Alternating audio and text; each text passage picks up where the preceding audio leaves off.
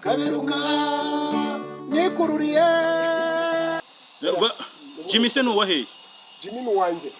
Nawe se Jimmy burya nuwawe? Oh my god. Yes burya?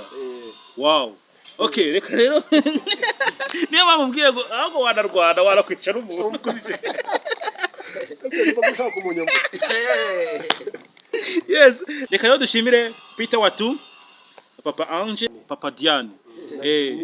Na Jimmy uretse Jimmy se nawe nuwawe? Munyambure. Ya, legenda warigishijwe ya. Imwe babiri baga. Uri muri damu. Mukangukiye barekeye tugukira karimo. Nibyo guko. Uri mwiza mama. Uri mwiza sukubesha. Sinyura ndayimwe bisanzwe. Abantu benshi bakabye cyane. Kaberuka kubanza ari umuntu mubi. Imbazi z'ibindi ebyiri zivuga kuri Kaberuka. Ese mugenzi. Ese ni Kaberuka wakwe. Kaberuka.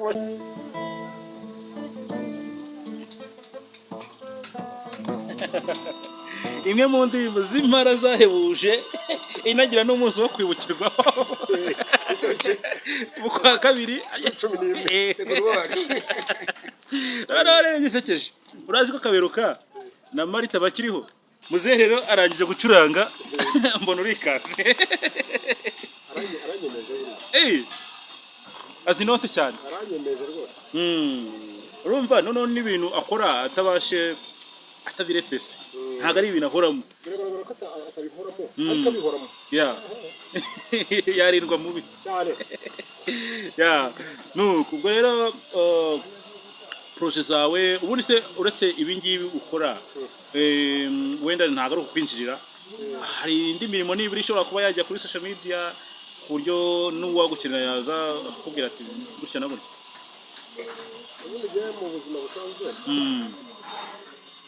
ndi n'umuhinzi mworozi ntabwo gucuranga ntabwo byagutunga byonyine ndi n'umuhinzi mworozi nhinga nkorora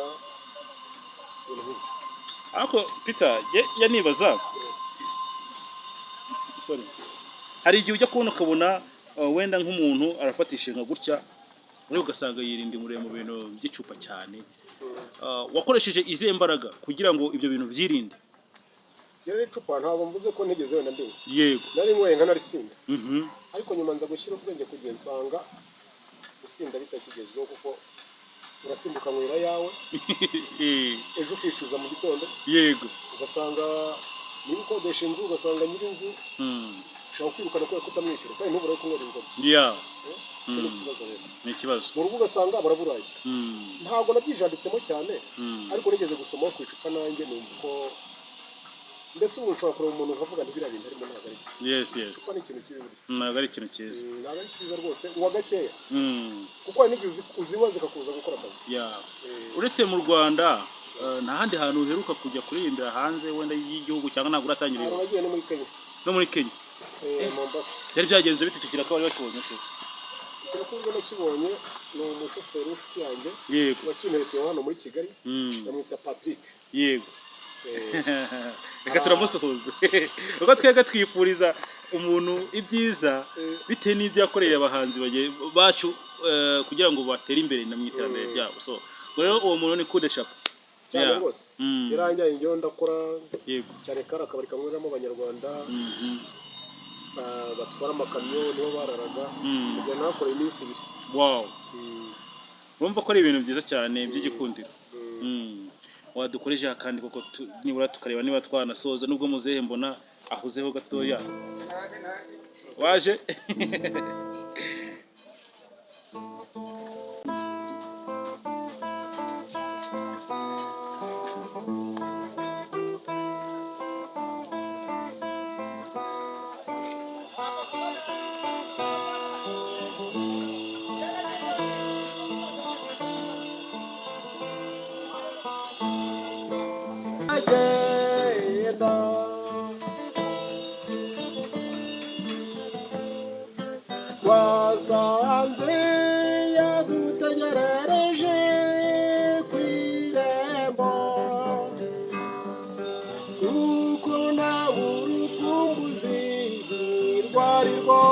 yashyitse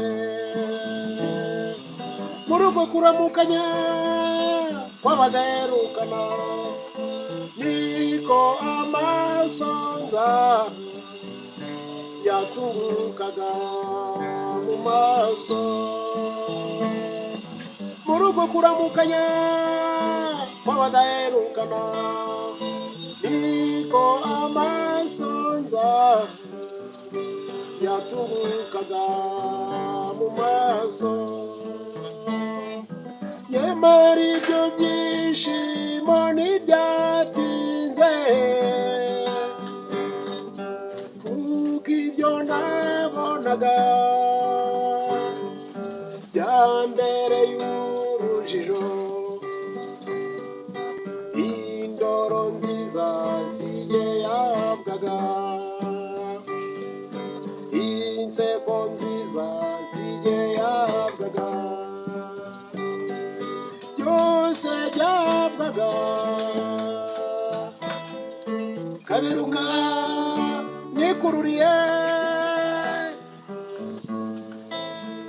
ntibyatinze numva inkuru yinca mu mugongo ko kaberuka yivuganye Marita iyo nibutse ukuntu nakundaga Marita kuko n'inshuti yagiciye inyuma numva amarira yisutse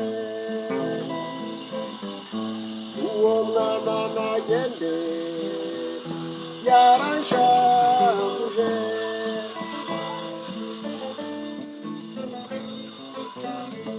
uwo mwana nagende yaranshavuje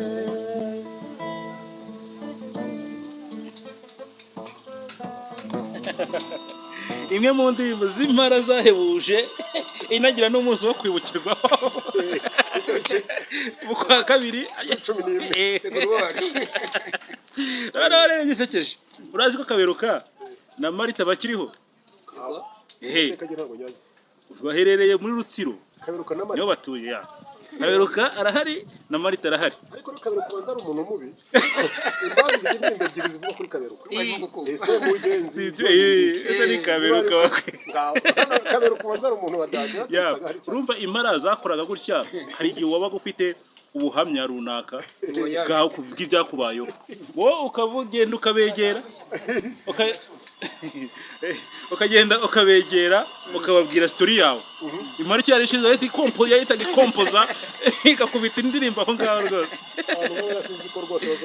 ntabwo bizakunda biragoye imitwe y'iki gihe yararushye ntabwo kubita mu zindi ndirimbo zisanzwe nyine z'aho ngaho ziri aho ngaho ariko nta mu nganzo gukora mu nganzo nta kintu cyiza bavuga kuri Kaberuka rwose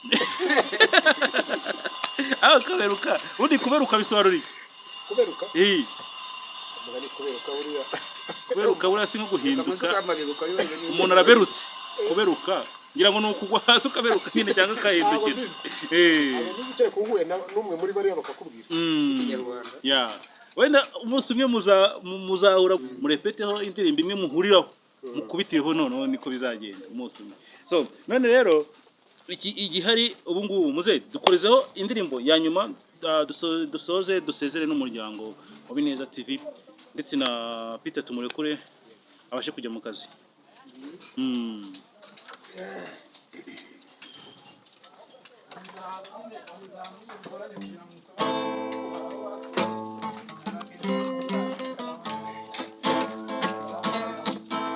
uri mwiza mama uri mwiza si ukubeshya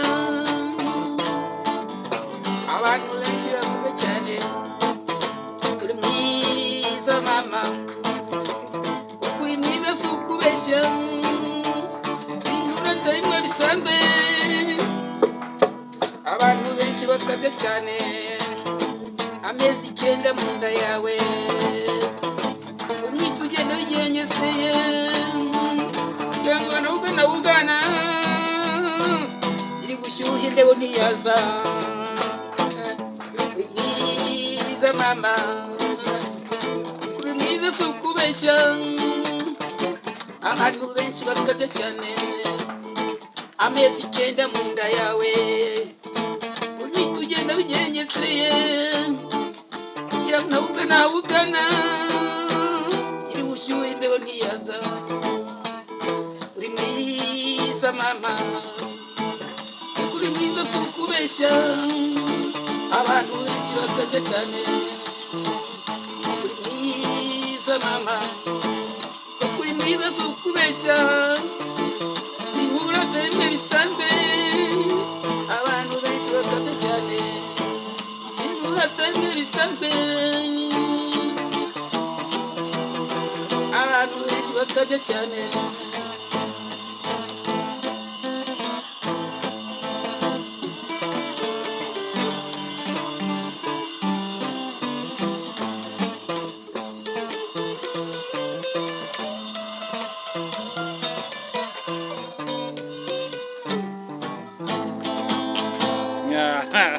uri mwiza mama. Iyo ni indirimbo ya mbere ya Stanislas yayikoreye ku giti cye. ariko tumwemera wa reference narakundaga cyane muhabura ariko warabona na reference burya zajyaga gusa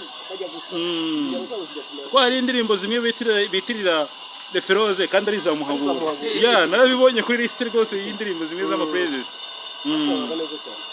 bacuraga neza cyane burya ni n'agaciro kuba umuntu afite umuntu uba uzi aho amateka ya zira orchestre za kera cyane ko nawe wambwiye ko wari muri Amour de Jeune d'amour Legend d'amour ariko warigishijwe imwe babiri baga wari muri d'amour mukangutse barekeye tubyukira karibu nibyo guko mukangutse barekeye tubyukira karibu yego umurimo nuko nguko rero nuko nguko iyo ni indirimbo ya bwite ya compoje ya uri mwiza mama yari ari gutura mama we nyine nubwo yatabarutse kandi tumwifurize urugo ridashira ya Stanislas komeza wihangane.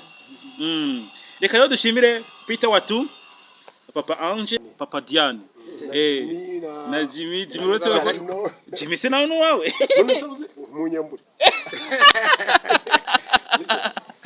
ariko nawe n'uwawe n'ubundi hari no kandi kana sinzi nako kakunda gukorana na Jimmy nabariya na ba Diana na ba Dani ako se Dani ni Dani wari mu rubirizi ryari y'Ikanombe nawe no rubirizi nawe no mu rubirizi Jimmy se no wahe Jimmy ni wanjye nawe se Jimmy burya n'uwawe oh my god yes burya wow okay reka rero niyo bamubwiye ngo ahubwo wanarwana warakwicara umuntu kurije yes reka rero dushimire Papa Jimmy kandi agire n'akazi keza n'ibyo yagiyemo